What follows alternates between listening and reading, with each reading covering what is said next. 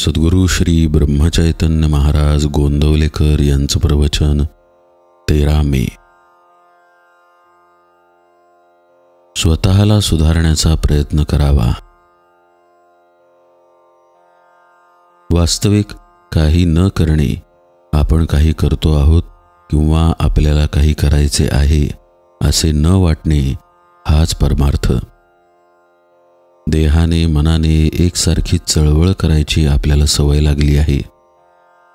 देहाला स्वस्थ बसायला लावणे कठीण, मनाला स्वस्थ बसायला लावणे हे त्यापेक्षा कठीण, आणि देहाने कर्म करत असताना मनाला स्वस्थ बसवणे हे अत्यंत कठीण.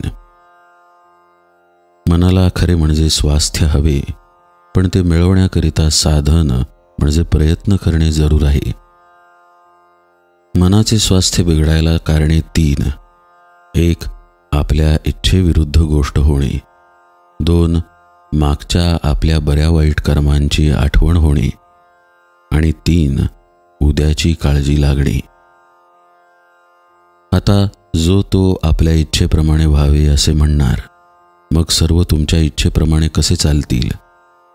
तुमच्या इच्छेविरुद्ध गोष्टी होणारच. तेव्हा स्वास्थ्य बिघडू न देण्यासाठी आपली इच्छाच नाहीशी करावी. अमुक गोष्ट मिळावी ही बुद्धीच नाही ठेवू. हाव सोडावी, लोकांची आस सोडावी. जे काही होते ते रामाच्या इच्छेने झाले म्हणावे. प्रत्येक गोष्ट रामाने केली म्हणणे म्हणजे अखंड भगवंताच्या अनुसंधानात राहणे. आपला अहमपणा खरोखर किती खोल गेला आहे पहा. समोर दिसत असलेल्या गोष्टीकडे बेमालूम डोळे झाक करून आपण आपल्या दोषांचे खापर बिनदिक्कत दुसऱ्यावर फोडायला तयार होतो.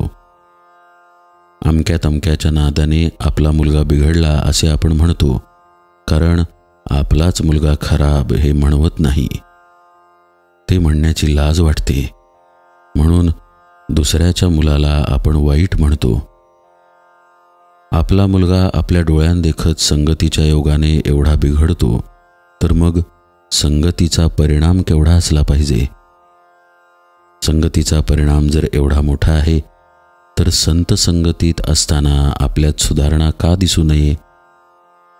संत संगतीने मग आपण निश्चित सुधारायला पाहिजे, पण तसे तर दिसत नाही. मग नडते कुठे? याचे मुख्य कारण म्हणजे आपण स्वतःला सुधारण्याचा प्रयत्नच करत नाही. आपल्याला सर्व समजते, परंतु प्रयत्न करायला नको. वासनेच्या जाळ्यातून बाहेर पडण्याचा आपण प्रयत्न करत नाही.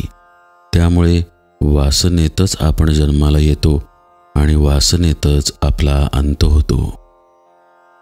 याकरिता एकच खात्रीचा उपाय आहे, आणि तो म्हणजे भगवंताला अनन्य भावाने शरण जाणे. रामा, तुझ्या वाचून माझी यातून सुटका नाही. तू ठेवशील त्यात मी आनंद मानीन. तुझे प्रेम मला लागू दे, असे कळकळीने रामाला सांगावे आणि सदैव त्याचे नाम हृदयात ठेवावे. तो उदार परमात्मा तुमच्यावर कृपा केल्याशिवाय राहणार नाही, याची खात्री बाळगा. वासना मारायला भगवंताचे अधिष्ठान हा एकच उपाय आहे. जानकी जीवन स्मरण जय जय राम.